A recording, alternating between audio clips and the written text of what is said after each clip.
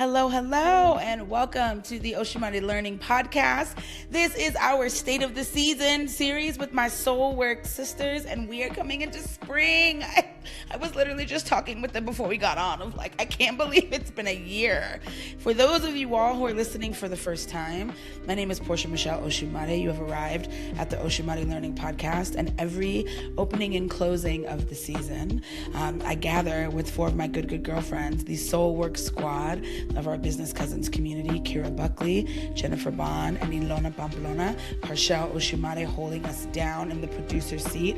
And we always take some time to talk about what is coming up for the season ahead. And we started this in 2025 in the summer. And so this makes a completion of our circle. The circle is completing. We have gone all the way through. I can't believe it, because in what universe? I know we're like, again, it's just insane to me how much has happened in a year, but also how quick it feels like a year has crept up upon us. And we've been talking incessantly about, the year of the fire horse and how all of this looks. And I am feeling the bit of that speed. But as we drop into today, we always take some time to look at every single corner that we can of the season ahead to prepare you. Before we get too far into spring, why don't we take a sec to have everybody reintroduce themselves? It's spring. I'm interested to hear a reintroduction. It is the season for that. I will go last. I'll actually throw it to Ilona first. I'll go in the order that we normally go. So we'll go Ilona, Kira, Jennifer, Kira. Yes, there we go. It's like I forgot already. Alrighty. Hola, amigues. I'm Ilona Pamplona. I am a human design and astrology educator, strategist, coach, and my jam is to help professionals, entrepreneurs, creatives, leaders really gap or really bring together who they're being to who they're designed to be with these tools and this knowledge that we have. And I'm just so honored to be here. Fantastic. We're so honored to have you. It was so fun. Literally, Ilona, Kira, and I were just together for a weekend, human designing in our pods for the people while we were at Sanctuary. Kira held us so deliciously in the Magnolia Retreat vibe. So I'm extra excited to hear what you have to say about the human design and the astrology of the season, because I know things are happening. Before we get into that, Jennifer, give us who are you and tell us how you're walking into spring. Yes, thank you. I missed y'all. Next time it's going to be a full reunion at the next. It's happening. We were plotting and scheming on your behalf while you were there. Yes. My spirit was plotting and scheming with you. It's all good. We got this. Yeah, thank you so much. I'm so excited to be here as always. This is just such a powerful group of it's just so much power in these little squares here that you get to see us on. So my name is Jennifer Bohn. I am a holistic wellness coach. I'm a massage therapist. I'm a intuitive embodiment guide, yoga and meditation teacher. I am basically obsessed with the body. That's what it all comes down to, minus all the labels. I'm obsessed with these beautiful bodies we get to live in and how we can live in it and move through our lives the most graceful, in rhythm with our own wisdom, our own intuition, and just, canceling out that outside noise and bringing our awareness inward and moving through our life from that place. So that's what I love to help guide people through. And that's my jam in this world. So excited to be here again. Can't wait for this conversation. Obsessed. Now that I think about it, we have to probably also be a year of come home to your body sessions also, Jennifer. Jennifer's been bringing us home to our bodies in community for a year. A solid year. Weeks. 52 sessions. That's insane. Wow. Insane. Wow. So fun. Cool. It's Jennifer, brings me so much joy. So well, good. I'm glad. I have to say, just to reflect to you before we get into this, my relationship with my body has changed so much in a year just from getting to sit in your tutelage. And I've known you for almost a decade. We've been having these conversations. These come home to your body sessions are something different. You are truly the body's bestie. You're my body's bestie. I love you. I love it. I love it. Yeah. Exciting. Glad to be here and be here with you. Kira Buckley, round us out, my darling. Tell the people who you are and how you're coming in this spring. Hi, I like that body bestie. I'm gonna have to borrow that. You're my body besties. I'm Kira, or Kira, In a lot of the parts of the world, Costa Rica is home as well as LA, but I am in this season. I like how you said the reintroductions because I rewrite my bio every season. So here's the spring, Kira. I am writer. I am an oracle. I like to say integrative practitioner and ceremonialist that follows me all year round. My jam, my spring jam, is building bridges, bridging ancestral practice, TCM, ritual. I just say practical well being all around. I love Mm. helping people return to themselves through the body, of course, like Jennifer, spiritual clarity, this livable healing is where I am living right now, making it make sense in all the parts of us. So I'm glad to be here. Happy spring. I love you, goddesses. Mm. Mm. Delicious. I'm already writing things down. Livable healing, practical well-being. This is absolutely your work in the world. And honestly, Kira, just the space that you hold, being in physical presence with you all weekend, we had less than 15 minutes of conversation probably during said retreat space. Maybe Yeah, even heard you talk for less than an hour, but the space that you yeah, be was that I was reset on that grass. I love that. I love that. That's the best reviews when I say review or reflection that we look for in these spaces and the vortice that is sanctuary. That you, I should call you the godmother of sanctuary. Actually, this sparked with you. You midwifed us into this. We'll get back to that later. But thank you for your presence. Let me be the god. Like that's I think really my aim in life is to be the godmother of many things. I'm so grateful. So beautiful. I I will say on take the that. godmother of sanctuary. That's Yes, delicious. I can't mother everything, but I can godmother a lot and I can doula a yes, whole lot yes, you more. And can. we already are here because I had doula on my list of things to talk about as we came into the spring because Here we we are go. in a what I don't know what we gonna call it, a canal. We are here. We are here Path in is the open. canal. It's Okay. open. Yes. We are at the precipice of yet another opening. As we record this, it's so interesting also because as we record this, we are rounding out retrograde. And in true retrograde fashion, the date that we planned to record this completely obliterated. We were not, we did not, none of us had it for that date. So as we are recording this today, if you're listening to this, we are literally like 4 days from the spring equinox here in the northern Mhm. hemisphere. All of us actually are now on the west coast, so we are sitting in Pacific Standard Time. Interestingly enough, here on our coast and in our time zone, there is a buzzing. I can feel this season coming, honestly, a little bit hotter than the seasons have in the past. Winter came in real like sit down and shut up. So that was definitely like an energy of winter this particular 2025 coming into 2026. But we are having a conversation today about spring 2026, and just a reminder overarchingly, spring is renewal. Spring is rebirth. We are springing into a fire horse year that we've been talking about for about a year. If y'all remember the horse coming out the stable from last episode, we here and trying to figure out how to ride a horse on fire because that's what there is to do. I'm excited for us to get into it. We are going to start it off as we always started off with Ilona telling us a little bit about astrologically what we can expect from this season, and we will all take our turns going over the spring themes that we are seeing and the things that we really want to arm you with to be prepared to walk into this season with love and with good grace. And what did Kira say? With livable healing, being besties with your body, because that's how we make our decisions, right? So I learned that from Ilona. That's a year of tutelage from Ilona, of learning that all decisions get made in the body. So Ilona, please kick us off and tell us what the stars have to say about spring this season. So at the time of this recording, Mercury is still in retrograde, my friends. But the big news is that once Mercury goes direct on March 20th, we have no retrogrades until May 6th.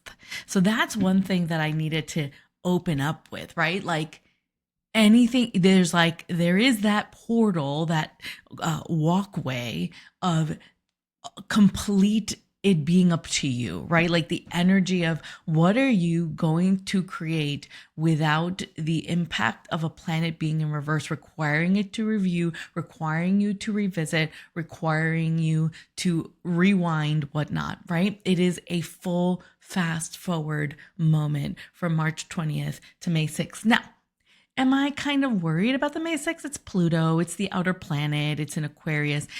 Pluto is basically retrograde, like almost half of the year. So that's also the natural order of things too. So that also makes me go, and I'm still like, and it's still kind of not that retrograde even at that point because it's such the outer planet. So I want everyone to think about is, if given full permission without having to go backwards, what do you want to leap into? What do you want to fast forward into? What do you want to move into without interruptions, without having to keep on going back and correct? Because that is the freedom of not having a retrograde impacting the energy of your life. And so there's so many like transits and things that we can look at, but y'all, there are a few things that I'm like, we need to talk about these specific things. So we're starting with no retrogrades till May 6th. So if you're a business entrepreneur and you've been waiting to launch, you've been waiting to go, you've been waiting to do the thing, you've been waiting to show up, this is your holy instance, because starting really towards the end, like summer is going to be retrograde full. So spring is in your hands. It is your responsibility. We cannot blame the planets. This is your moment to show up and shine. The next thing that I think is really important to talk about is Chiron, I think, is going to be an important player for us to pay attention to in the spring season. First of all, because on April 16th, we have a Chiron Cazimi. So Cazimi is when a planet is conjunct the sun, and so this idea of it's going to go through the sun and it burns up and it becomes something new on the other side of it. So Chiron, the wounded healer, is going to be, so we're going to have the opportunity to burn up that which we're healing and come out a sphinx, a new person, a new experience at the other side of it. And it's in Aries, which is the self. So I want you, so as dear gentle listener, as you are preparing for your season, I want you to think about what parts of you do you fully get to shed? Because by June, Chiron moves into Taurus. Chiron has been in Aries since 2018. It is about healing the self. We have been healing who we are. I don't think there is a coincidence that everything that is pertaining to identity has been so salient since 2018. Who am I? Who am I being? Who am I spending time with? Like, what are the parts of my identities that get to show up? What are the parts of my identities that I've been hiding? This is like all of this identity in the world has been really big. And we're moving into Chiron and Taurus.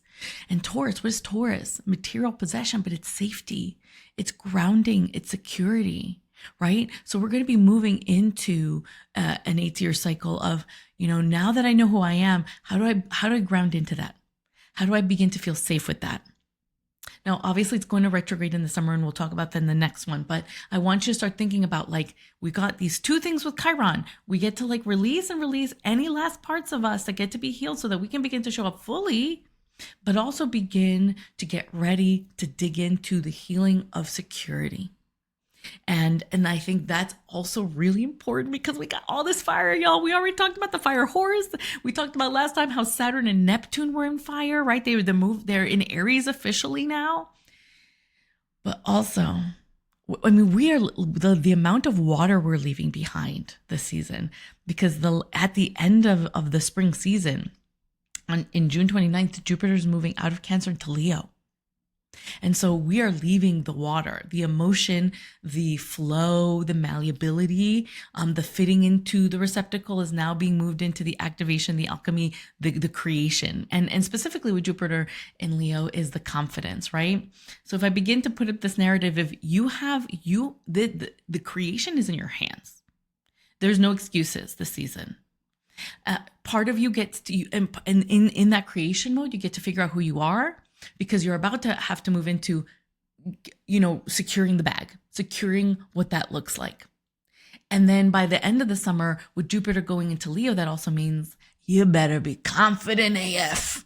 You gotta get ready to take up space. You gotta put on your crown and sit on your throne and stop acting like you don't matter. Because Leo is the king, the queen, the star, the center stage, the bold, the courageous, right? We talk about Leo rules the heart, right? Every plan, every zodiac sign rules a body part. Leo is a heart, right? Start leading with your heart. I will never get over telling people stop thinking with your brain. Stop acting from your brain. This is going to be a year of start acting from your heart. What does your heart tell you to do? What bold moves is your heart? What risk is your heart making you want to trust to move into? Be bold, be heart-centered. It's going to be so important for us to really pay attention to what our heart is saying. In Spanish, when you get, in English, I think we say that gut instinct, but in Spanish, we say the corazonada, right? When the heart is speaking to you, not when my gut is speaking to me. It's my heart is leading me. I want more people to lead with their corazonadas rather than with their mental projections and their stories and their conditioning. But I'm also going to say, like I said, we're leaving water behind. It's a very active fire season, right? Because in the spring, I'm telling you, got to take like life in your hands. But y'all, it's also going to be thick of Aries. We're going to be thick in Aries, which is fire. Okay. And in that thick Aries season, we're going to have a whole bunch of planets in Aries. Because yes, we have the transits, like the typical like Mercury and Venus and Mars and the sun and blah, blah, blah. But we're also going to have Saturn and Neptune, right? And so things that I want, there are a few days that are going to be back to back, like the middle. So April 19th and April 20th, if you are a entrepreneur, if you're a human being trying to be like, I'm trying to figure out who you are, those 2 days are red flag days. And I think that's really important to pay attention to because on the 19th, Mars is going to be conjunct Saturn in Aries. So what does that mean? The planet of war in the sign of war is going to be right next to Saturn, the cranky old man, Sky Daddy, who's a cranky old man, who's a little bit stubborn, also in Aries. So there's going to be a lot of wanting to fight, wanting to like be like resistance and not moving forward, wanting to stay in your forms, right? But we need to be careful on those days that we don't overheat, that we don't react. And then the very next day, Mercury will be conjunct both those planets. So then on top of that, so if you're an entrepreneur, I want you to not respond to things in your DMs or comments if you posted something, because those are not the days to fight. We're not fighting in the season. Since we're taking life into our own hands, we get to be responsible with our words. We get to be responsible with our actions. We get to be responsible with how much heat we are bringing. We don't overheat your recipe. Don't burn the thing that you're cooking. Okay. We want stability. We want growth. We want sustainability. And I'm going to say Aries is cool because it's exciting, but it's also the moment where you can move from catalytic to you burn the whole forest down energy. So temper that heat. Pay attention to the heat that you're bringing to the season. Second last thing I want to bring up is Uranus is is moving back to Gemini. So it retrograded into Taurus. It's going back into Gemini. Uranus is unexpected things. Gemini is the communication. It's also like Gemini represents like that school child era of life, right? Like Aries is a newborn, Taurus is a toddler. Gemini is like, oh my God, I went to school. I learned this. Like, I'm so excited, right? So I want you to be real. I want you to be paying attention to the things that you're finding out. Communication is going to I feel like this is like rapid communication season. Like the next few years with Uranus and Gemini, like things are going to go viral fast. Information is going to come at you fast. So I want you to be curious. I don't want you to be like, take everything at face value because there's going to be a lot and you're probably going to resonate with a lot, but that doesn't mean that that thing is going to be correct or true or lasting. Okay. This Uranus is flashes. It is not planting seeds and something that lasts. It's like an instantaneous moment. What I kind of was like, play with the energy you learn, but don't disregard your discernment. So be confident, watch your discernment, Pay attention to how much heat you bring to the conversation and to the recipes of the things that you're cooking, and get ready to enter a cycle of stability. There's been a lot. Chiron and Aries, one can also say, is, healing war, healing conflict, right? I think from a personal perspective, it's about who are you? Who are you? But from a global perspective, it's also, let's heal this conflict, and look at all the conflict. Y'all, the amount of conflict we've been experiencing since 2018 is insurmountable, right? And yet, can we now actually begin to look at this as moving towards stability, despite all of the other fireplaces that continue to exist? I will also say we end the spring season with a Mercury retrograde starting on June 29th that will move into the summer. So I'm not so worried about that, but I really want you to pay attention to things are going to expand. You get to be confident, you get to be bold, but you get to watch how you do it. You get to watch, it is your responsibility this season.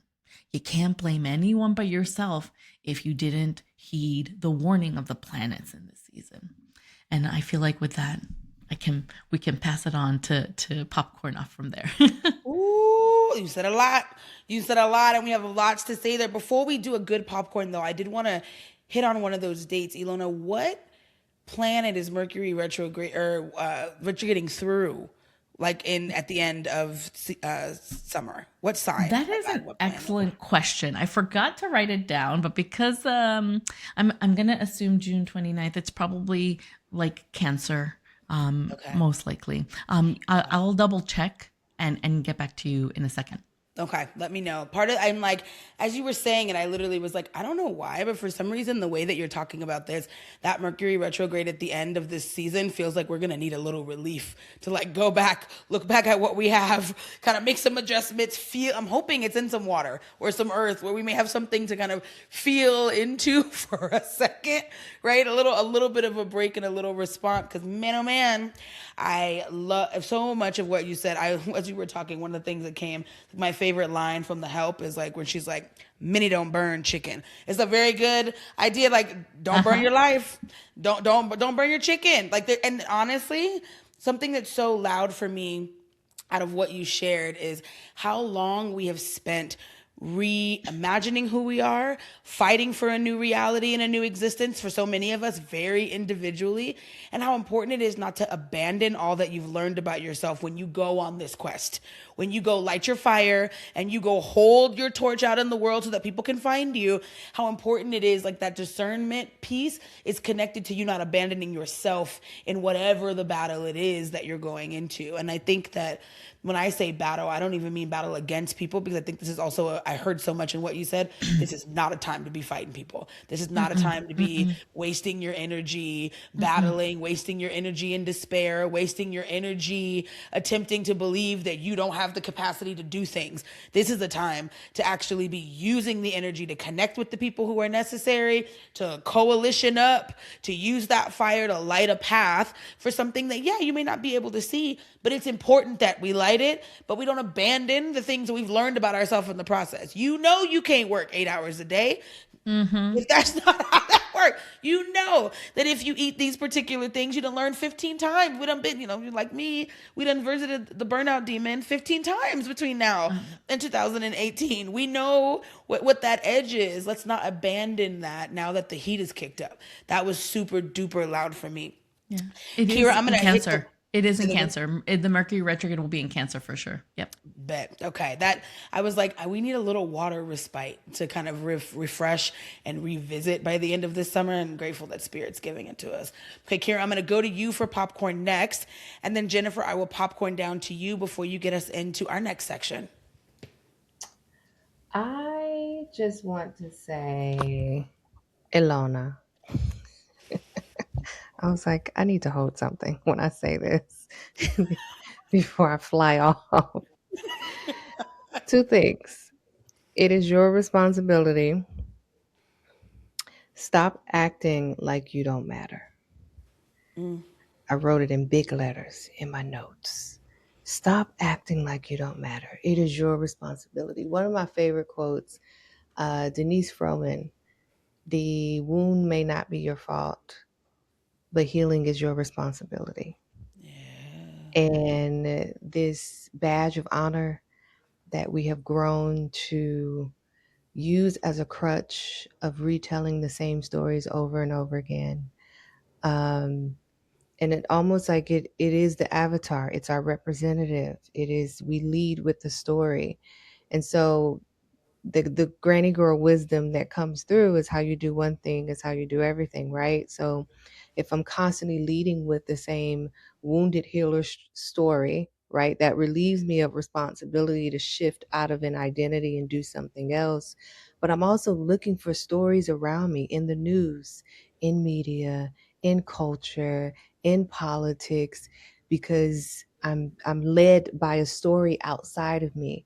And that is such a sneaky little seed that finds its way into the psyche, that something outside of me has to dictate, has to validate, has to prove to me, has to give me the blessed assurance that I'm here to do whatever it is I'm supposed to do. But I need the story first. I need to talk about what's not right first. I need to talk about who's out to get me first. I need to highlight what's wrong first. I need to talk about what nobody ain't talking about first before I jump into why am I here?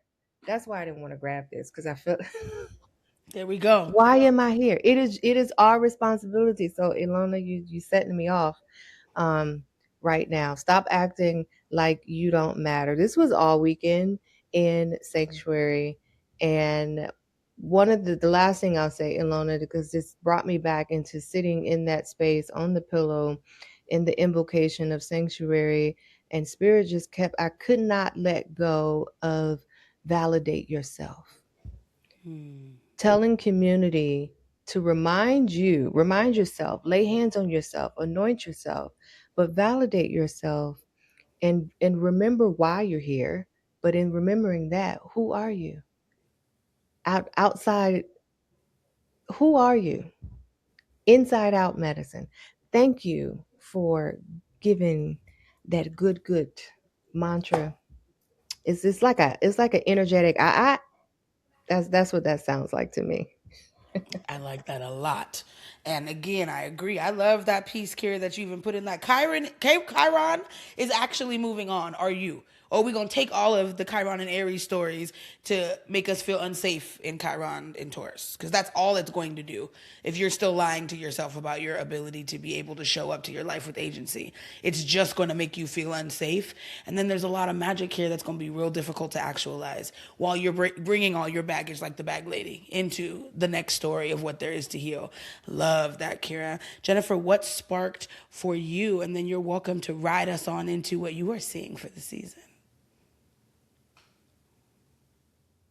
Whew, yes.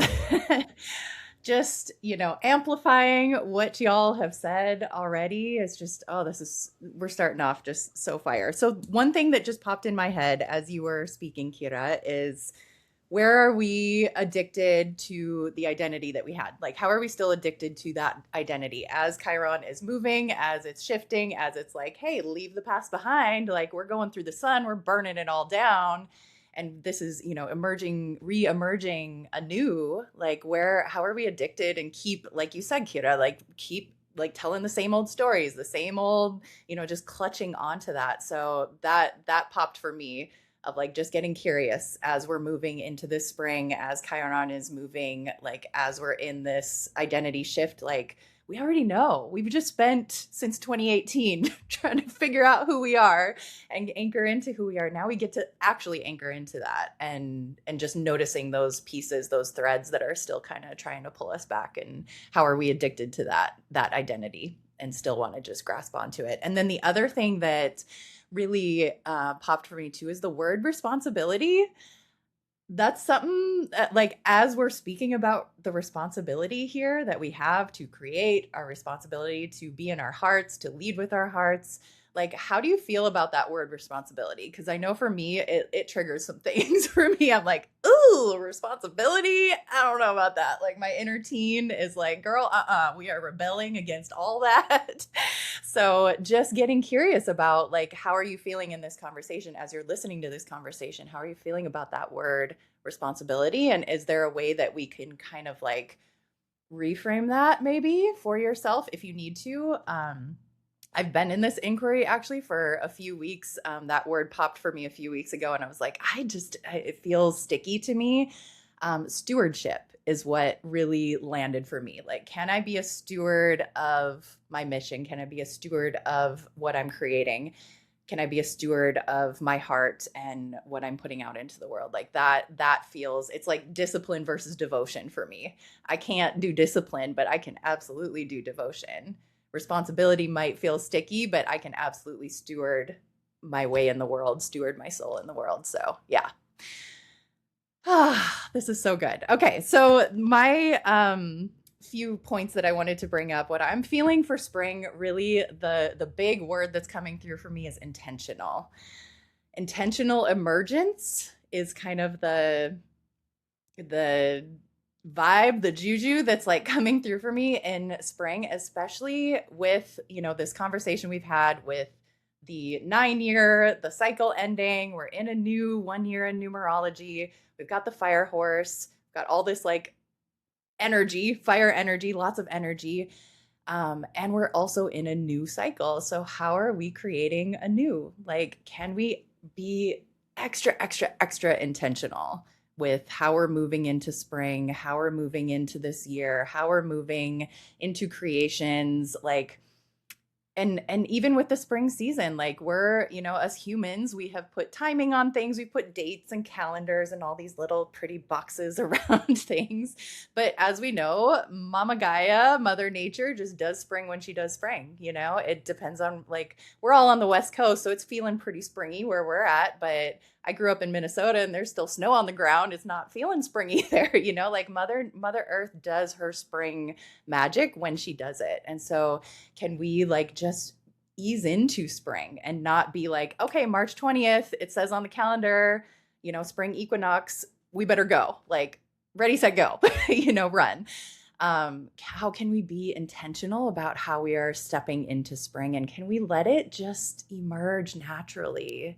Can we not put so much pressure on ourselves to be a new identity, to create a thing, to need to, make all the business goals and like just allow it to unfold as it's going to unfold, and be in that like rhythm with ourselves, with our body, with the season that we're personally in, and also the season of nature. So and also really honoring like winter. Can we take a moment to honor winter as well? And what did we learn? What are we taking from winter? How are we bringing little, pieces of winter into spring with us? Because it's not like we just leave that season behind and we wait until, 9 months from now to go back into winter mode. What are those little pieces of rest, of stillness, of introspection? Like, how can we bring and like sprinkle that through our spring, our summer, our fall, and like take little pieces of each season in with us? And then also just really honoring the pace of your emergence. Like that really came through loud too, of like, not like, how can we just honor our own pace, honor our own rhythm, and not need to go, fire horse galloping ahead. If you feel that momentum, great, like go for it. That's your rhythm. That's your energy. Like if that feels true for you, go for it. But if it doesn't feel true for you, don't make yourself wrong that you are not feeling that like fire horse energy right away. And I think about nature always, Mama Earth is our biggest teacher, I feel. And you look at like how things emerge in nature. There's some seeds that like you plant it and 2 days later it's popping up through the ground.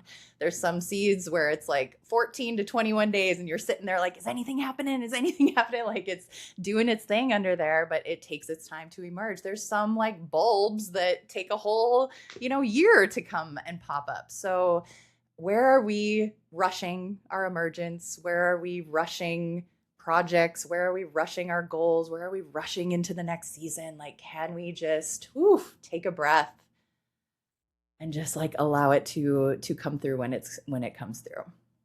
So I love that, Ilona, you brought up the heart, like that. What did you, corazonada.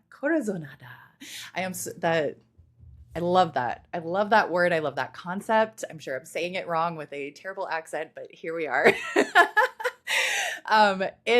like that is one thing that I wrote down was body and heart-based creation and growth versus mind-based creation and growth. So it is all about the heart. I am feeling that so strong too. And like how can we actually listen for what wants to grow in this season? Instead of being up in our mind and trying to think like, oh, I need to create this course and I should make this funnel and I should do this email sequence. And we're so like, we've got such an echo chamber of all of this business stuff like going on. Can we just move that aside, take a moment, drop into yourself, drop into your heart and what actually wants to emerge from there?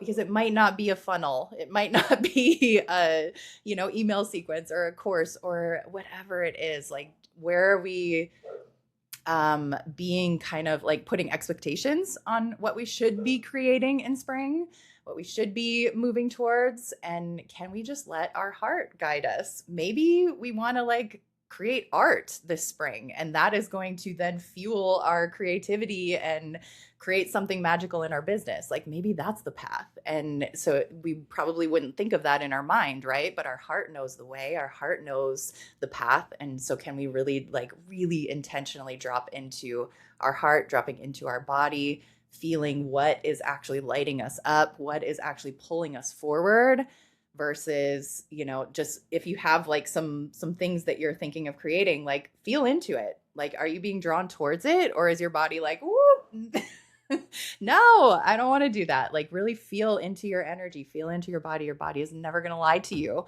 It will always lead you in that direction that your soul is meant to go. So feeling into where is those expectations and what is your actual truth and what actually truly wants to emerge in the spring season. And then following those rhythms, like following that inner rhythm, right?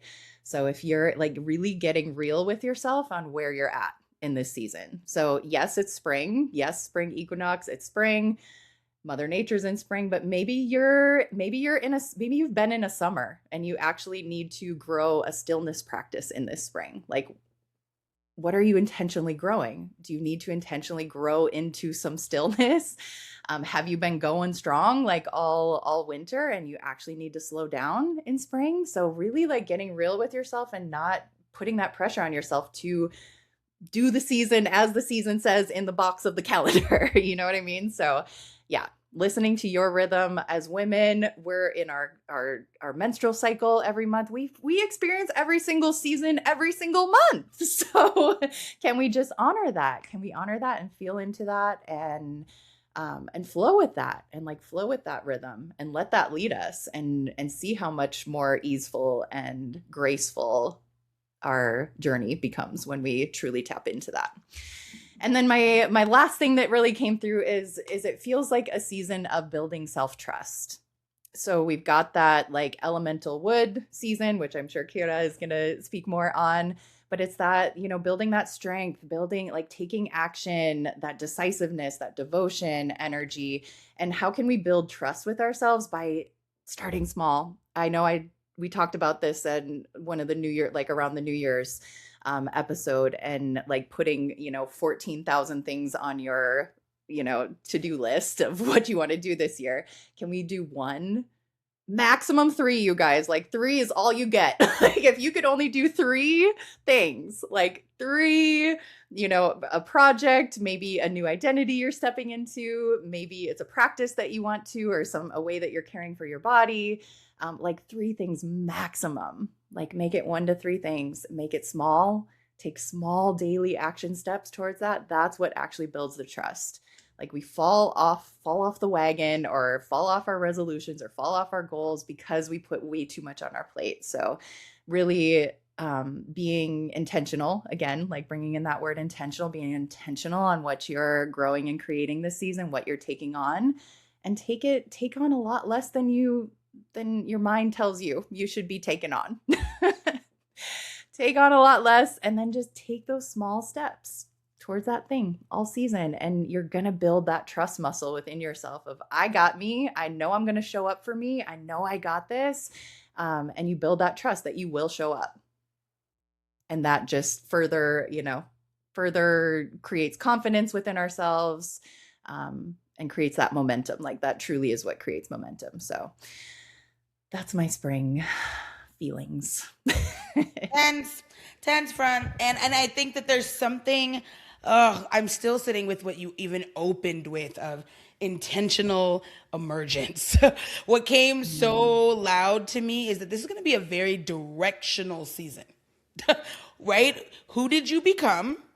And what are you going to dictate that the season is for you? What are you going to say is, and how are you going to show up into what is? And I think that that is not to say that you override the internal rhythm. That is to say that you are in interdependent co-creationship with your reality and that you don't fucking forget it. Right? That like surrender also looks like bringing who you are and saying, this is who I am. This is what this is how I'm going to feel and be in this season. And then doing as much as you can to find the evidence around it also was loud to me from what you said. There's an interesting like immersiveness. I remember, Jennifer, last summer that one of the things that you brought forward was the idea of nurturing fire and looking at the elements and what does it look like to smolder. And one of the things that I'm hearing kind of in this conversation is smoldering into your flame this season, right? Like letting yourself this is a very heavy winter for most people. Almost every human that I had a conversation with had their life rocked this winter in some way, shape, or form. We're not going to come running into the fire season, but the fire season is going to come running for us.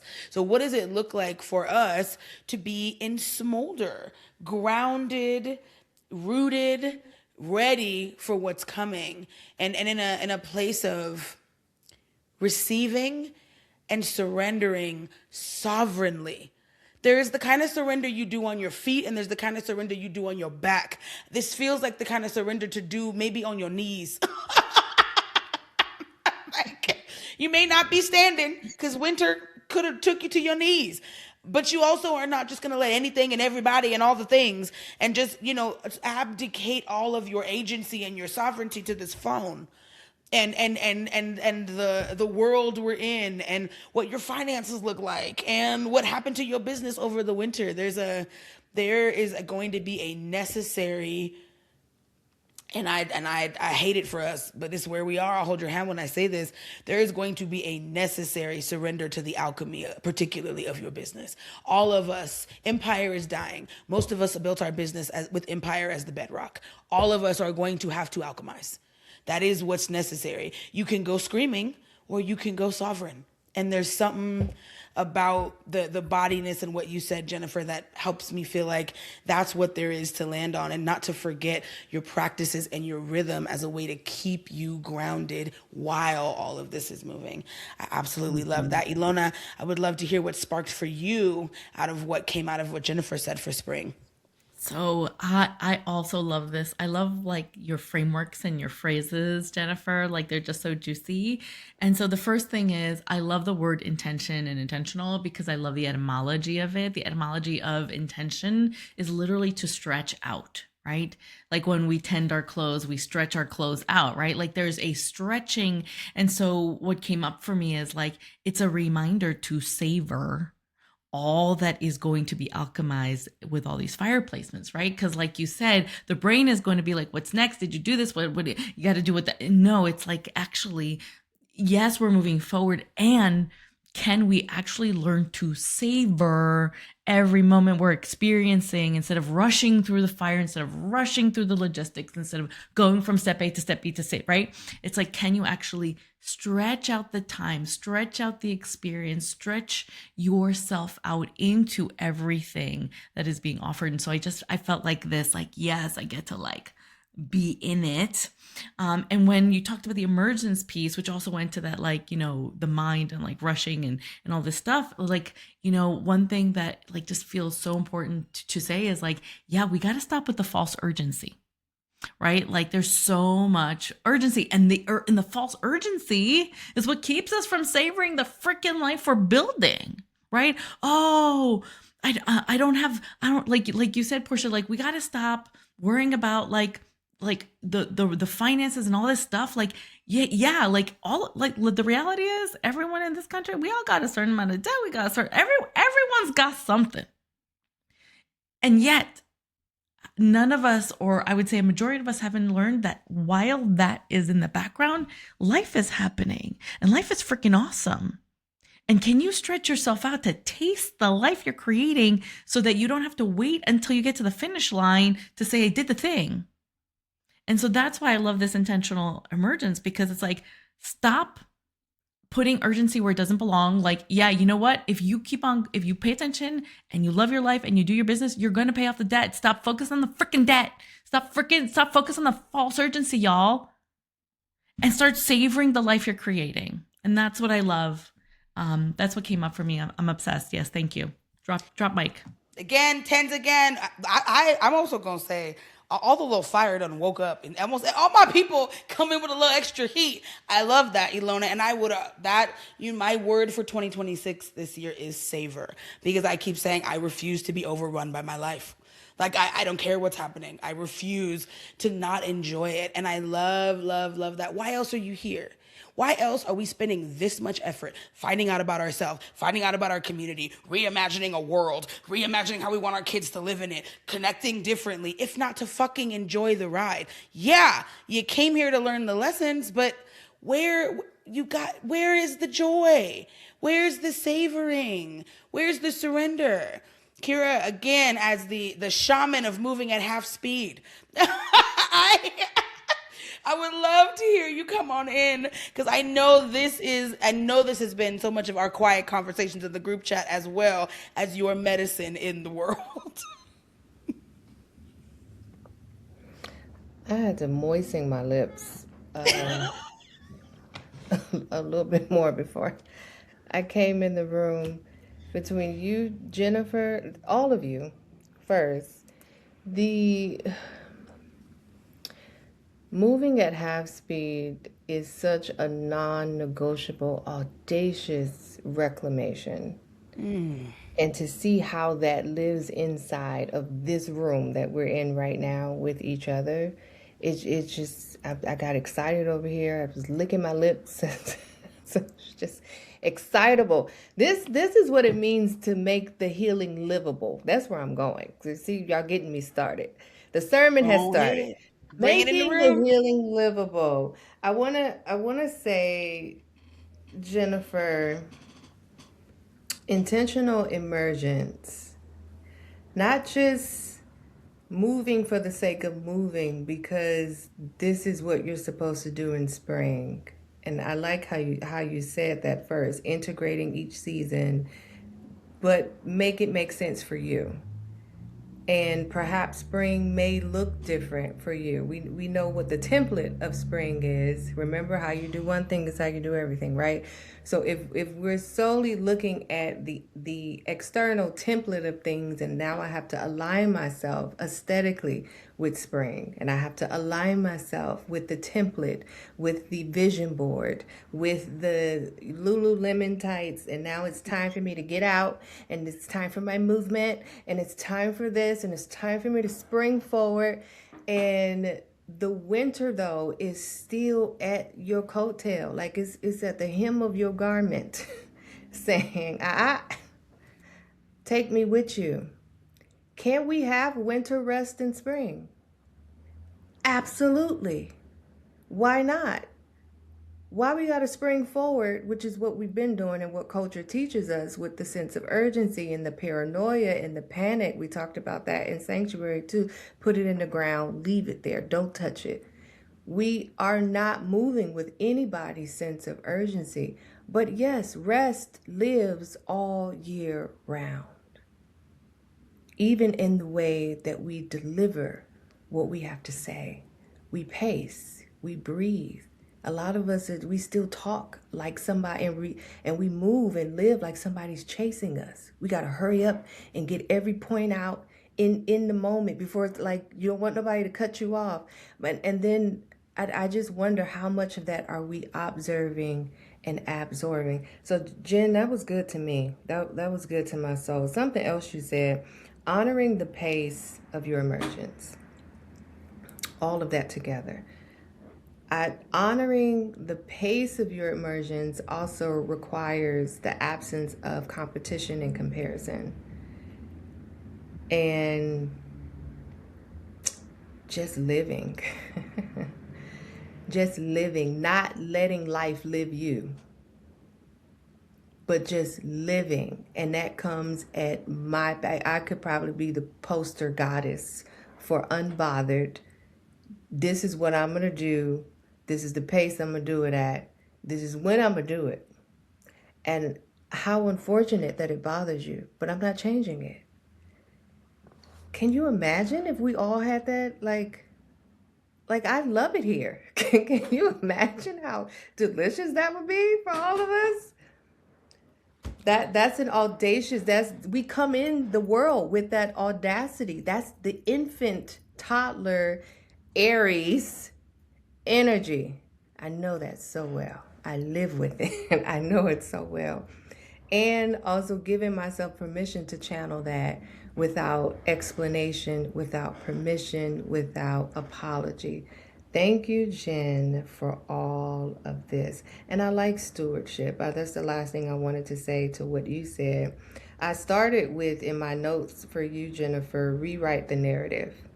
And I would say this to my starseeds all the time when our writing class we had last quarter, to make it make sense for you. Whatever it is that you're doing, to make it make sense. And not here, but through all of your senses, right? So if I say something as a student, and if you're receiving something and I'm giving them this lens, that you have the audacity and the autonomy to say, let me pick up what you said, but let me digest it through my center, human design, and let me make that make sense for me. And then that's that audacious living and honoring my pace and springing in a way where every flower doesn't spring the same. And even when flowers come up out of the ground, do they all look the same?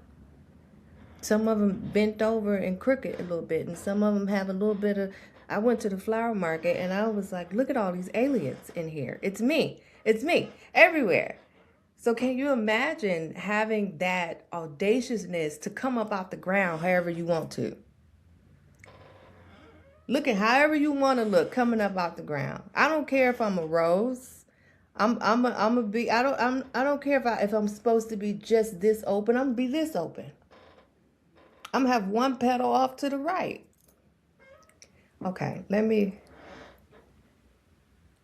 this is good. This is so good. I've been quiet. And I told Portia and Parshell last night, when you let things sit, and Parshell said, concentrated. It gets concentrated. It gets thick and it gets potent. So I want to honor the space like I'm coming into service. First giving honor, but I want to honor the space to say thank you for the space, Portia and Parshell. One, because the kind of grief in winter that ran through my body took my voice, and I willingly surrendered it. I willingly surrendered it. So this is really outside of Sanctuary, which I didn't talk much at Sanctuary, but this is the space now where I'm actually hearing a shift in the frequency of my own voice. And I want to lead with that. Can I lead with that for... Please bring us in. Okay. Spring things. Honoring the shifts and pivots. The quality. I'm rubbing my fingers together because there's a texture and there's a quality that shifts in the air and that pivots. But it takes coming out of a season of stillness and solitude to be able to identify it. And then bringing that, what Jennifer talked about, not stopping a season to start another season, but integrating. So integration is such good underestimated medicine. It's not all or nothing. It's not, I got to put this down and then pick this up. The nature that we come into Earth with is also and. Yes, of course, and. Also and that's also the nature of the Gemini. We don't like making decisions. I want it all. I want both of it. So I want to lead with the honoring the frequency, the pace, the vibration, the Nikola Tesla energy, the 369, the all is, not all or nothing, but all is. And that being a clean path coming in to spring.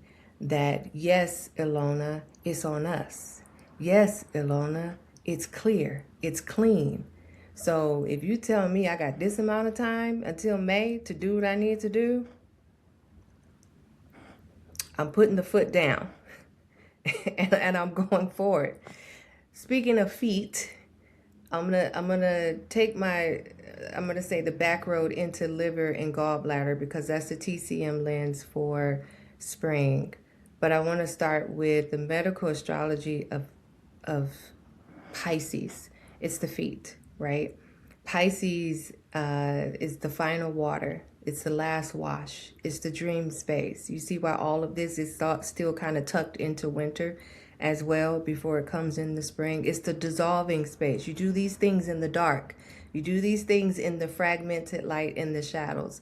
And so that's why we have grief and surrender and intuition and sleep and symbolism and spiritual listening and releasing. And you get to do all those things when you are still and when you are quiet and when you are alone. And so in TCM and also medical astrology, Pisces is associated with the feet. It is our threshold. It is our grounding points. It's the place that carries us and also absorbs a lot.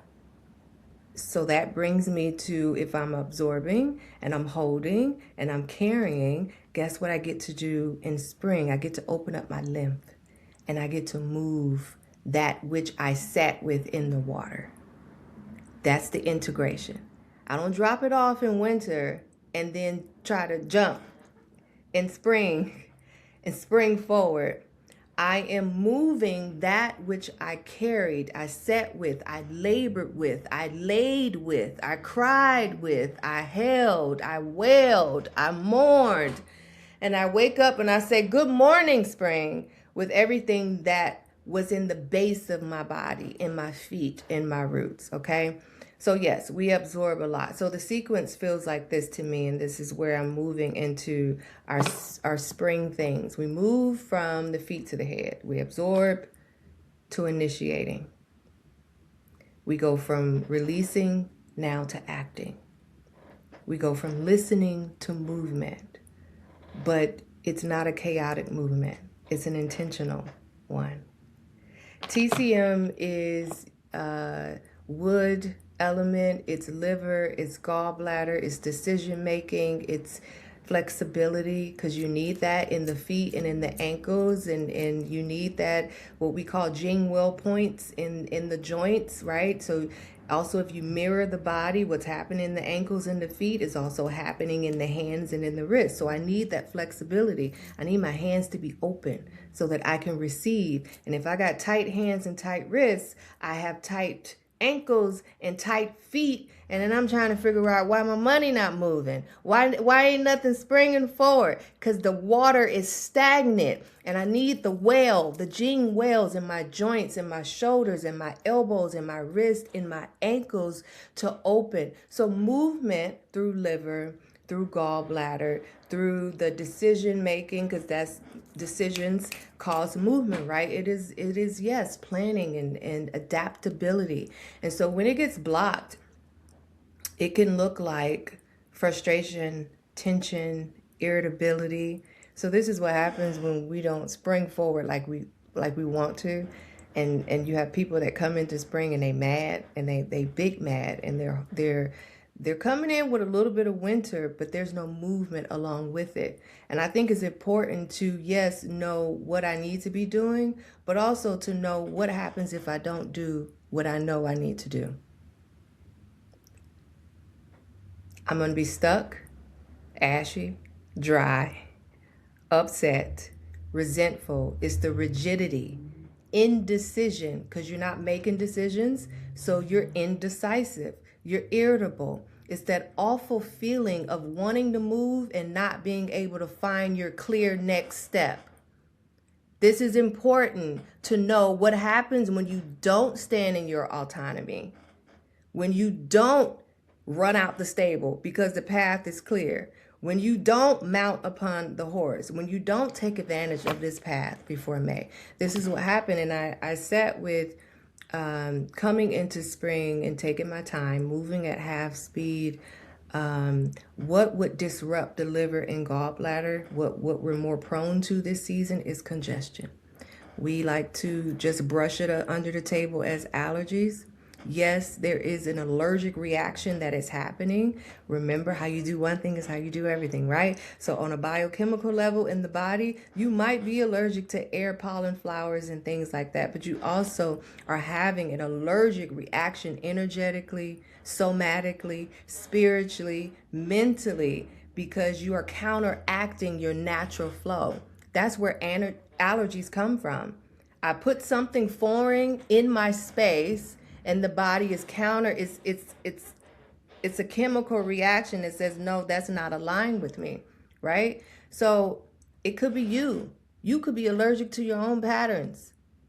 You could be allergic to your own stuckness. You could be allergic to your own congestion, your congestion in thought. You're congested in grief. We are congested in old loyalties. We are congested in over responsibility. We are congested in survival patterning. We are congested in our homes, in our bodies, in our schedules, in our spiritual fields. And we're congested in spaces that have not fully caught up with what the soul is already trying to say. So you are allergic to that skin that is shedding, that you are not allowing to let go. You can't spring forward with old skin, with dead skin. You're going to have an allergic reaction at some point. So here's some points for spring things. Move with direction and not chaos. Move with a pace that allows not just your airways and your gateways to breathe, but also every plane of your body to breathe.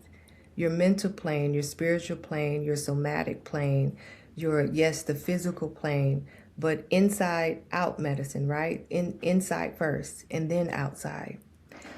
There is this circulation, this elimination, this digestion, this nervous system tension, because liver is smooth flow, it is vision, it is planning, and then you have the gallbladder that is decision making. So when you put those two together, there is a requirement for me to stretch and to walk and to twist and to hydrate and to breathe and to clear stagnation. So what do I have to do? I have to bring in bitters because they're alkaline. I have to bring in more green things to match the season. I have to bring in more mineral support. I have to lighten the load where it makes sense.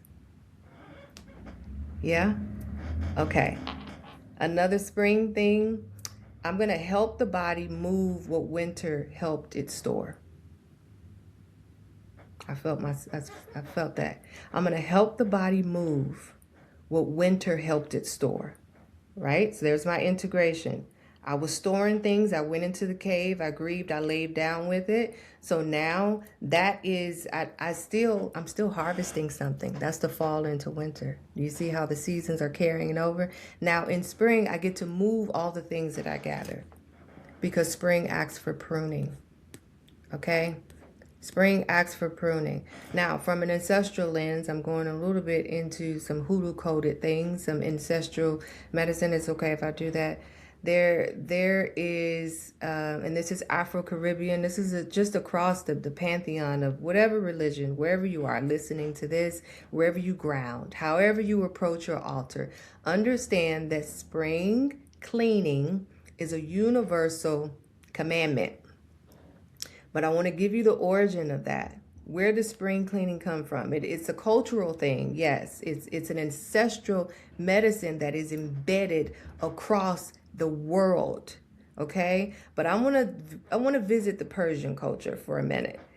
The Persian culture has a translation of spring cleaning that says, I'm going to shake the house. Spring cleaning came up because it's harder to clean in winter because the windows need to be closed. Things, you're going to get a draft. So when spring comes, I'm able to open up gateways. And so that's why spring cleaning, there's a fire that comes up, right? Because now I can actually bring light into the house. So I'm shaking the house. That's what the Persian culture would say, which also went into Kemetic culture, which also came into African culture and the Afro-Caribbean. I'm going to shake the house, which means I'm going to shake drawers. I'm going to go behind the baseboards. I'm going to go in the closet.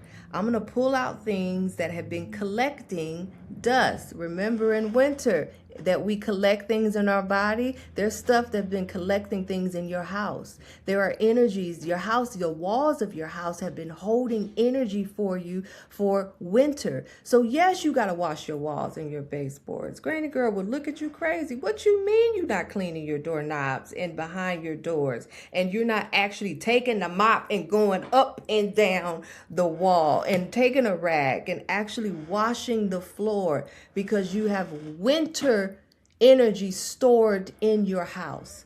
That is spring cleaning, right? So how I do one thing is how I do everything. If I'm going to do it from my house, I'm going to do it from my body.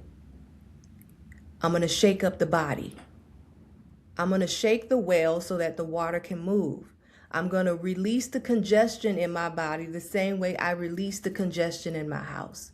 That's the ancestral medicine says I'm going to clear and cleanse. So here's what I want to ask you, and this you can use this everywhere. Business, babies, lovers, in your bed, in your car, wherever you are. What is open? What is blocked? What is crossed? If something is crossed, it's not clear. It's not open. Okay? What is draining? A lot of plumbing things come up in between winter and spring because winter backs up and stagnates. Spring now, I need to leave things dripped, right? So when spring comes, I have a full flow.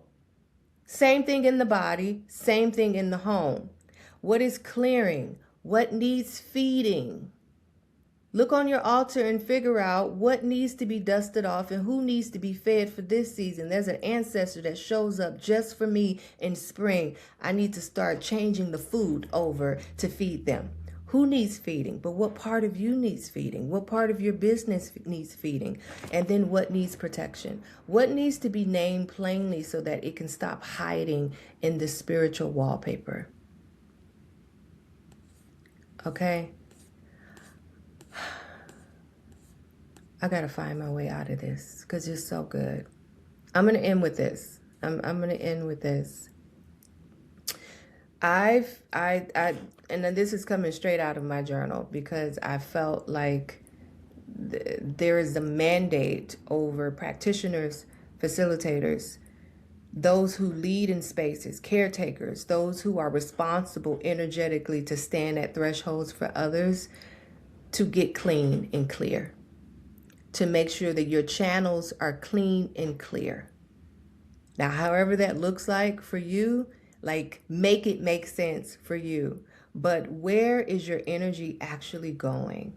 How is your work aligned with the deeper assignment? Or is it just keeping you busy? Have you made usefulness your whole identity? Like, do you feel like your whole purpose of being on earth is to be useful? What am I trying to monetize before it has even had room to mature?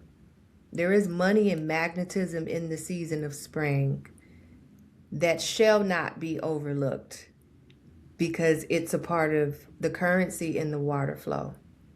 What brings me delight that is not for sale? That's a spring question. And then where have I stopped letting myself be curious, sensual, creative, silly, playful, alive? This is healing that is livable, meaning the work that I am doing to heal myself, my bloodline, my generation, it does not just live in my notebook It is a lived practice. Making healing livable is embodiment. That means it moves with me. It walks with me. It wakes up with me. It releases through me, through orgasm, through moan, through sound. It nourishes me. It nurtures me. That is a livable healing. It does not live in my notes, in my chat GBT. It does not live in my timeline. It does not live even in your journal. It is a lived practice, and it is a mandate, as Portia told us, to alchemize that in this timeline. You have to share it, because if you don't evolve, you're going to die. Ashe. I can't even get off mute fast enough. And is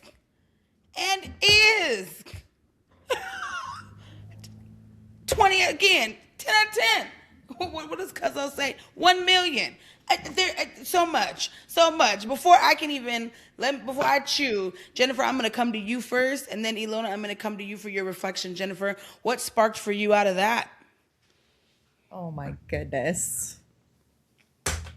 What sparked for me out of that? So many things sparked for me out of that. That was a whole sermon. Thank you, Kira. There were so many things that just like landed deep in my soul that you shared. The universe, spring cleaning is a universal commandment, and how important that is, and how like required that is as healers, facilitators, guides. Like that is the deeper stewardship, right, of our mission, the deeper responsibility that Ilona was talking about. Like that is it. That landed for me on a whole other level. And oof, that have you made usefulness your whole entire identity? I'm like, oh wow, that one I'm going to be living in the healing of that one. And I adore this concept of livable healing. Like that just feels so, it just feels so, what is the word? I don't even know what the word is. Like it feels just so potent, and it feels so like such a different direction than the healing work that we're all entrenched in and that you see on social media and all the things. Like talk about being addicted to things. Like there's so many people addicted to the healing process and that never actually make it out of the healing process. And I think this concept of like livable healing, like that is the way through, that's the way to the other side, that's the way to the next, like that just feels so potent. And that feels like that new way forward in this 1 year. Like, how are we doing things differently? How are we not just repeating what we've been doing for the last 9 years, 27 million years? Right? Like how are we doing this differently? So thank you for that livable healing. Like that just, I'm going to be walking with that. Thank you, Kira, for your medicine wisdom as always. It's good. It's so good. That one got me. I said, well, there it is. There it is. And a lot of us, that's our conversation. I love that so much. Even Jennifer, there's a riff off of your riff off of Kira. Those of us who know we came here to contribute, what does it look like to have our identity not be that? Again, I also came here to eat food. It's not everything I do. I also came here to be I also came here to wear clothes. Is that it? Like, when did we stop being multidimensional beings? When did we start letting this empire tell us that one thing was it? Because that also is a bit of that.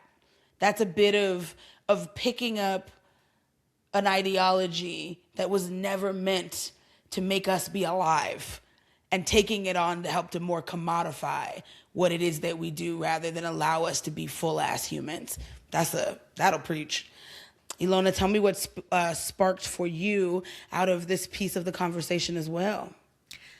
Well, as someone who's reconciling her relationship to her gallbladder for over a decade, the whole congestion piece was just so it just felt like in my soul. I'm like, yes, I feel like my gallbladder was pointing at me the entire time you were speaking, Kira, especially this idea of like this congestion, right? Like how many people have gallbladder issues and just get it removed? They're bypassing the understanding of what they're holding on to. What is this energy that they're keeping in? And now that energy is accumulating without anywhere to be set, right? And this idea of like when you said, what happens if I don't know what I need to do? And I, like so many of the business people that I meet, that they're like, I don't know. And they're almost like okay with like being in this confused state. And like this idea of like, we really need to clear the congestion, because it is, I'm okay with the word responsibility, but like, we got to stop like being okay and being satisfied with like not knowing. Like the answers are there.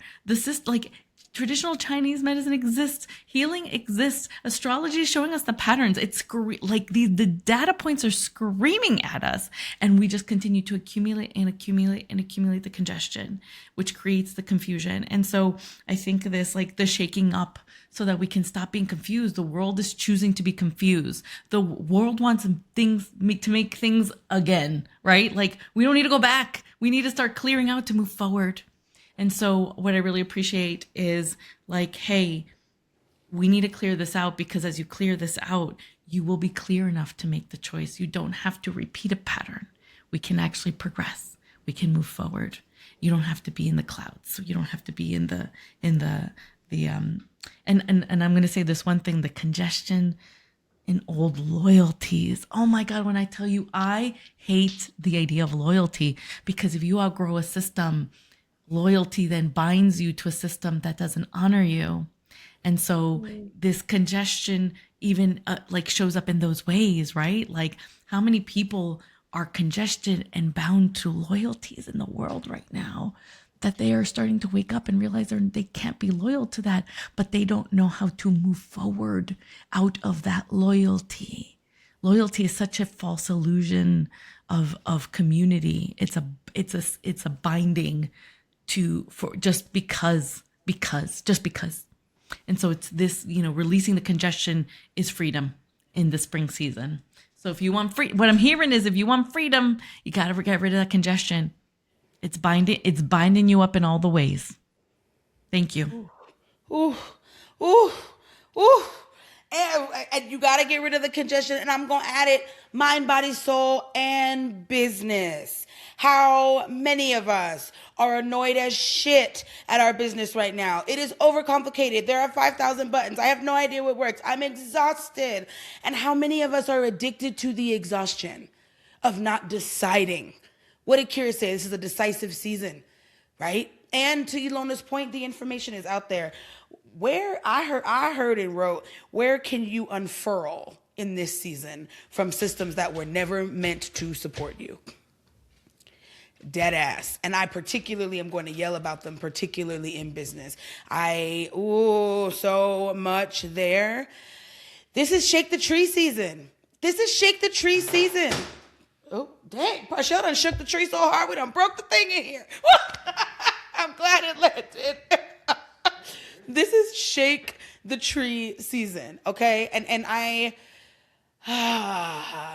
Ilona, fired me up with the concept of folks who are addicted to instability, addicted to confusion, addicted to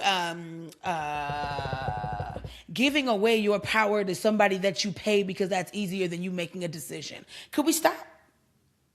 Could you stop paying $25,000 a year to somebody to make you feel bad about yourself because you're addicted to that? Like can we unfurl ourselves? Can we unravel ourselves from all of the systems? Can we be disloyal? Can we be in our villain season of loyalty to systems that are not loyal to our well-being or health or wellness, including the ones in your business? This is alchemy is such a medicine this season. That's so loud to me from everything that you all said. this is a good season to educate yourself. If you are standing in this seat and you know that you're waffling and you've been indecisive and you're unsure what to do and everything feels confusing, this is a season for that. I'm gonna be real. Let's just keep it a beam. Almost everybody I talk to is relatively confused. And it's also because in the West, we've been sold this bill of goods that like we should feel clear all the time. Like we should always know exactly what's happening and exactly how it's going to work out. And it's always going to be stable. And we're always going to be able to specific and measure it. And at the moment, that's not our world. The empire is literally falling around us. We've never done this before. And all of the energies that are like, a new beginning is coming. It's a fire horse year that hasn't happened in 60 years. It's a brand new conjunction that hasn't happened in 200 years. Fani got on the stage at Sanctuary and told us that the Mayan calendar is resetting after 411 years. Like everything is coming to reset. We've never lived this before. You're not going to know exactly what you're supposed to do. However, you are going to know who you are if you would let yourself. You're going to know who your people are if you would let yourself. And it is going to actually seem very clear what the next right steps are if you're in your body and aligned and trusting the alchemy of the season. I also want to name that if you have everything in your hands, it's going to be really difficult for you to be able to receive anything because you're full of the past. Truly, I loved, Kira, what you said about the flexibility of like, oh, you're worried about your money, but your arms and your feet, your hands and your feet aren't even flexible enough to extend to be able to receive. And if you're carrying despair and won't put it down, it's going to be real difficult to put anything else in your hand. And here's the thing I want to name. A lot of us have gotten kicked in the fucking teeth. And I'm not saying that you didn't get kicked in the teeth. I'm not saying that crazy didn't happen to you. And I'm not saying that this isn't a season that you should integrate the lessons, the wisdoms, the feeling, and all of these pieces. But my love, who benefits from you choosing suffering every day? Who benefits? What systems in this world that you say with your mouth you don't identify with, but how often do you pay tithes and offerings to that system with your suffering? Day in and day out. Your indecision, day in and day out. Your make wrong about how far you are in the business and how fast it's taking you and X, Y, Z, to Jennifer's point, right? How much you make yourself wrong for the pace that God gave you. Most of us who are in this work, and I call God source energy, same thing. The energy, whatever you relate to is the energy that created you and the magical energy that is unseen, that created everything in the world around you. However you relate to that energy is setting the pace. But you want to be mad, right? And I get it. It's human for us to wonder and to query, but be careful in this season how much time you spend being angry about how fast it's not moving for you. And instead, can you consider, to even Ilona's point, how to savor the moment that you're in and trust the alchemy that's happening around you? Things about your business are going to burn down. Can you let it? Can you savor the moment of it even burning down? Or are you going to hold on for dear fucking life and go down with it? I'd suggest the latter. Let's let it go. And I get it. It's hard to do. And I get it. It's new. Fantastic. This is the season to be about that work. If there's some warrior energy to pick up, how about you fight for you? How about you fight for what Kira said? The ability to be able to name it plain. I'm going to fight for me this season. I'm going to enjoy it. I'm going to be in contribution in the ways that I know I came here to do, but I'm also not going to make it my whole reality. And I'm not going to contribute. I'm not going to contribute in any spaces that don't contribute to me. The other loud thing for me is this is resonance season all over again. And a lot of y'all are loyal to things that are no longer resonant, and it's time to drop it. Let it flow out to that point that Kira made. This is also congestion. I want y'all to start relating to it like allergies. You done put your face in the pollen and then wondering why you sneezing. That's what that is. That's what that is. You don't care for yourself at all. Ain't no way that the lymph can even leave your body. I know that's for me. I had somebody say to me before, it's like, did you ever consider that we haven't thought through how the lymph makes places for things to drain at all? Like we have to pay attention to your lymph. I was like, oh, that is what that functionality is. I'm also going to name, this is a very good season to learn how your body functions. Ilona and I are always like laughing about like our Chinese era on TikTok of like learning TCM and drinking our breakfast soup and, sharing fungus and goji berries. so we can be internally hydrated.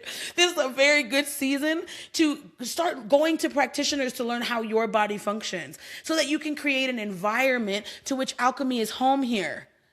It's really difficult for the fire to burn things through when you're putting water on it, when you're stifling it, when you're holding on for dear life. I want us to pack light, pack light, pack light, clear as much as you can.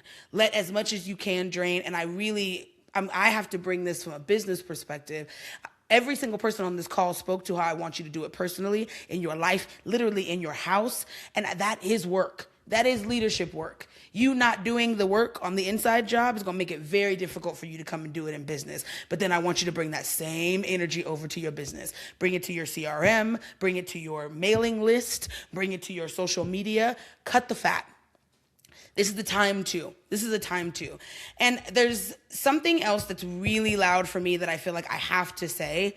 I got two more kind of pieces here. One is about a message. So almost every conversation that I have had with entrepreneurs that are coming into this season, there's this energy of like, there's so much going on in the world. I don't know how I sell people my stuff. There's so much happening in the world. Again, like this analysis paralysis. And then we're getting like this interesting comfort in being able to hide. And this interesting comfort in being able to not be seen. And don't get me wrong, for some of us, this season is going to be an inside job. Again, work your season. This is spring for everybody, but your spring may look different than others. For those of you all who are having the spring, who know that something needs to come out of your mouth, and you know that visibility is coming. I've been telling everybody, I need you visible in these seasons, but I want you visible to the people who matter, not visible to the world at large. So let's first figure out the people who matter, so make sure that you can be visible in those spaces. But also, what the fuck do you have to say that is not noise? Look, I love everybody, and I'm gonna hold your hand when I say this. A lot of you are like, I'm putting so much out and no one's responding, because it sounds like a lot of the BS that everybody else is saying. And right now, people's BS meters are high. They're exhausted of BS and disruption and distraction. Remember, like I said, who wins when you're distracted? Empire wins when you're distracted. Don't be a part of the distraction. If you're gonna say something, say it. Let it be something of meaning, and then say it with your whole chest. There is something about the way that you see your work that you need to say so loudly and so plainly, and you need to name it plain. This is who I fuck with. This is who I don't. This is what I stand for. This is what I don't, so that your people can find you. This has the potential to be a chaotic season for everyone. You don't have to bring any extra chaos to the party. And people are going to be looking for a port in the storm. The only way we know a lighthouse exists is if it shines a light. The way your light is going to shine in this season is to say the thing. I get it. Everything is going this way. You're feeling this. There's not all of you, but this is a good portion of you. Everything is going this way. You're feeling a different way. I need you to say it so that the people who are feeling like you feel like they can be home and safe with you, and you are not an op or the bot or an AI. We need to hear it. And again, I don't need it to go to the masses, but it has to go to your people. And there's certain things that your people need you to tell them that you're not loyal to no more. Otherwise, they can't feel safe with you, because they're feeling this dissonance of like, nothing feels right, doesn't feel the same. But then when you say, actually, like, we don't have to do this, they're like, oh shit, we don't have to do this. Okay, where can I hear more from this person? We're wanting this magnetism. It's going to come in the resonance of you saying the thing. And to Kira's point, naming it fucking plain. Like, as simple and as clear as possible, as easy to understand as possible, as often as you can, with the bandwidth and the energy that actually makes sense to you. Last kind of point I'm going to play in here is this is a season to get in community. This is another thing that I've been having a lot of conversations. A lot of us are needing things for our business that we have not needed in years. We're needing revenue, money, connections, help. We're needing to all piece up on groceries. We're needing 5 of us to be able to share XYZ for gas. A lot of us are navigating very complex situations right now. This is the time to start getting with what is between you and interdependence. I understand. I don't want to need nobody for nothing either, but that's not the life we came to play. This is a season where you may not have your 100% people around you who you know you're going to do it with, but whatever is in between you and your needs and advocating for them and even asking, right? Like I had to have my behind handed to me in this last season of like, Ilona truly has been holding me through this conversation around how important it is for me to even assess my needs. It's like, well, why don't you ask for help? I have no idea what I need. I wasn't trained that way. I'm the oldest Black child in a family. I was trained to think about everybody else's needs. I wasn't trained to even look at mine, and I surely wasn't trained to go, who in community can support me in meeting it? This is a very good season for you all to be tackling that thing. This is a beautiful inquiry season, a season of lots of download, a lot of opportunity for new information to come in. Let some new information come in about how you can be more interdependent, because interdependence is also another form of sovereignty. Government XYZ gonna shut down, XYZ blah blah blah. You know how it'd make it easier and safer if you got 7 people that you can call and y'all could piece up on something? Sure would bring a different level of power back to your conversation. And as business owners, we got to get back to that being a reality. A lot of us have been sold this bill of goods that it's us in the Zoom.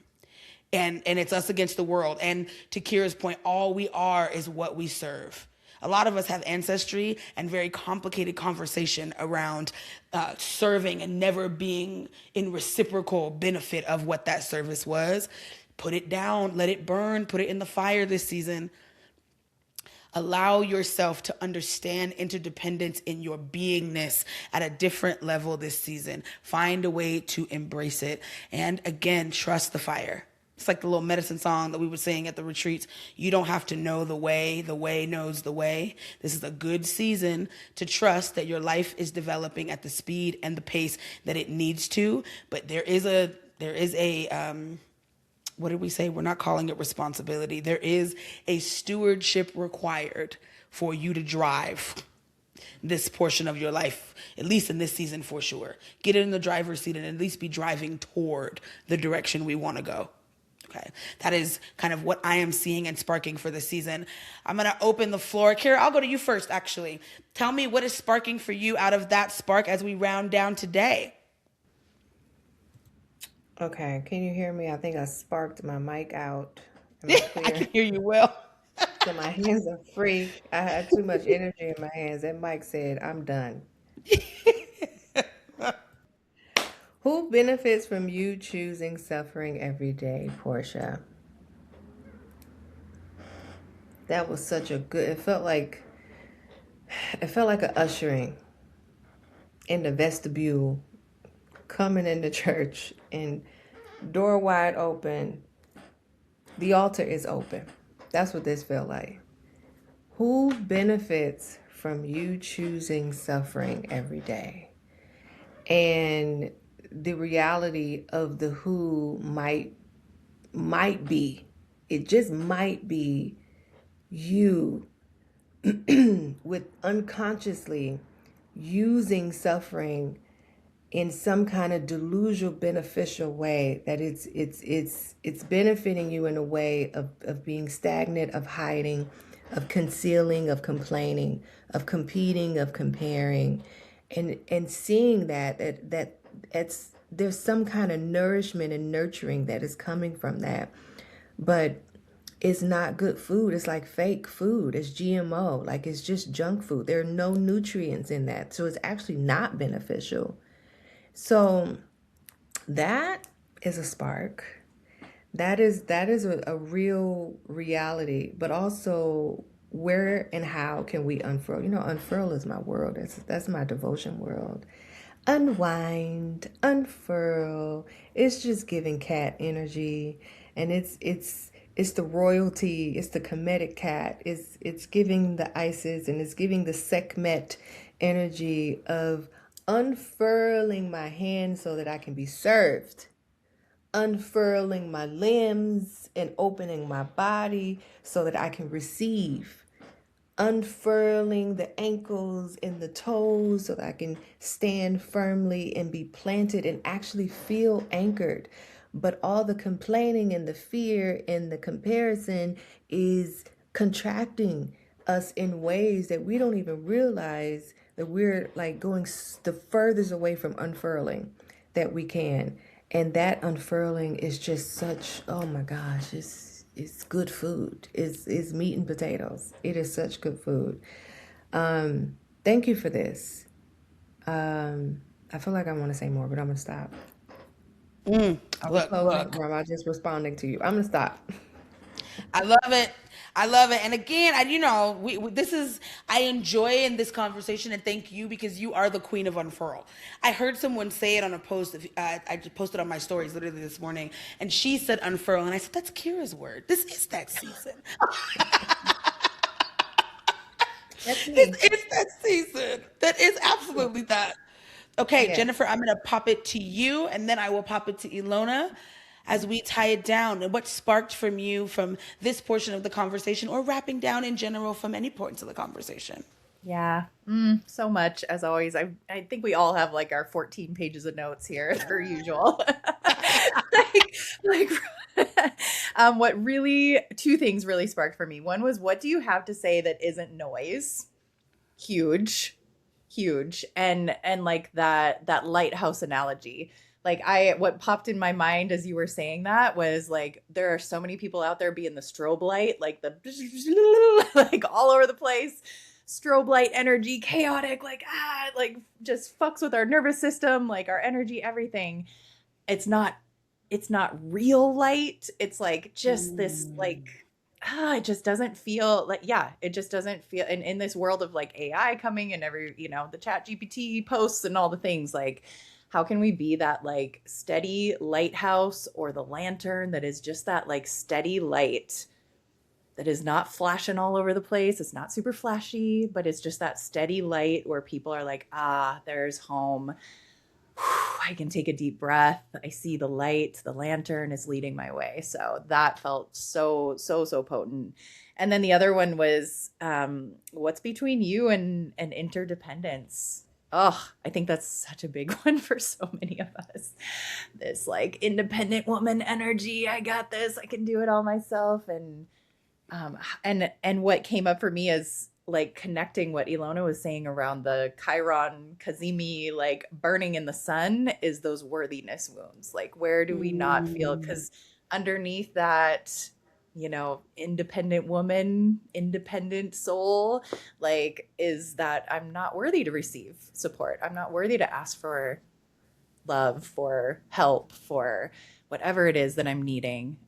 And so how can we let this like these worthiness wounds of Chiron, the wounded healer, right? Just like, can that burn in the sun as it moves through this Kazemi portal? Yeah, that's what I'm going to be calling in. So thank you. Thank you for naming that, because as we move into this new world we're creating that is so community centered, heart-centered, community-centered, like that's going to be such a sneaky little wound that's going to like mess with that energy as we start to create that. So yeah. Thank you, Portia. Man. Medicine, as always. I love it. And I'm the same way. This is for y'all, but this is for us. I have equally pages and pages of notes highlighted and circled. And then again, in that same community vein, y'all have been getting me through. And I think that the powers that be that are in their explosion era want us to be disconnected and want us to be independent, because it's easier to take off a target as it's sitting alone. It's real difficult to move us and shake us when we have one another to lean on and stand on. So I thank every single one of you all, as well as I think that, Jennifer, you're right. Like, they have sneakily been making us believe that we must be independent. And why? Who benefits? Who benefits from us being independent and exhausted, right? That is the message of that. Ilona, bring us home. What sparked for you? Well, it's funny because like the whole time, like my brain was doing the whole beautiful mind, like connecting everything. Like you were talking and I'm like, the empire is falling, right? But at the same time, you said get in community, and I'm like, that is literally what we're doing right now. Pluto left Capricorn last year, right? It's done, or the year before. Like, that is the empire. the Capricorn is the empire. It is the old structures. It is the patriarchy. We are in Pluto and Aquarius, which is the community, the collective. And it is the beginning. We're still trying to figure out what that means. We're still trying to figure out who that is. We're still figuring out what values does that community represent for me, so that I can be in that place. And because the empire and patriarchy requires dependence on the system, we don't know what exists outside of that.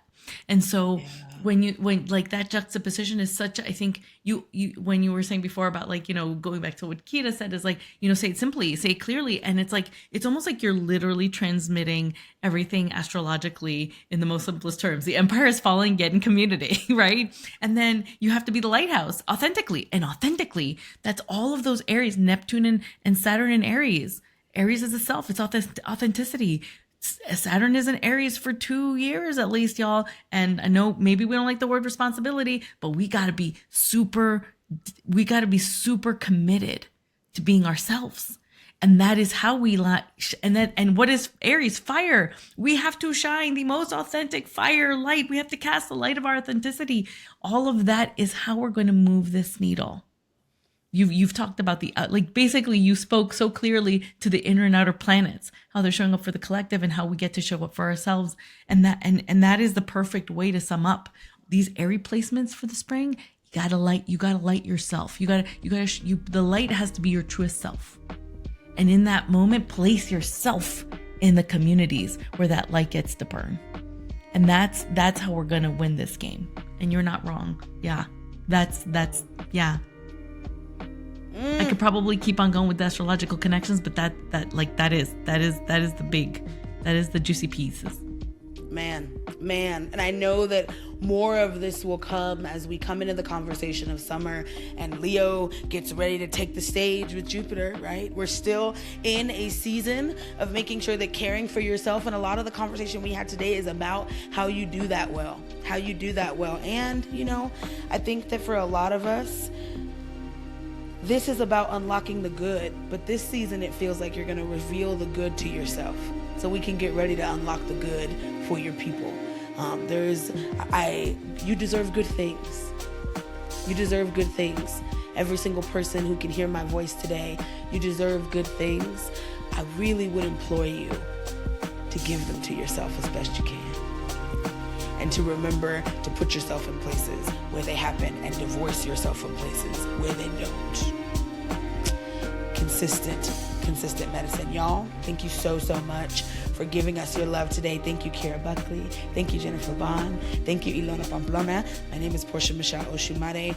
We love you big, as Kira would say. We put this labor of love together for you all. Be on a call talking for damn near 2 hours to make sure that you have everything that you can possibly have from our hearts to yours this season. Know that you are loved. Know that you are capable. Believe in your sovereignty again. Remember to believe that good things will happen to you if you choose them and become an active participant in stewarding them.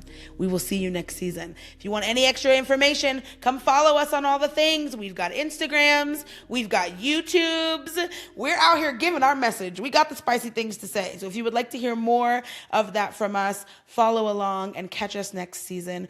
We will see you there. Loving you yet again, and happy spring to ya.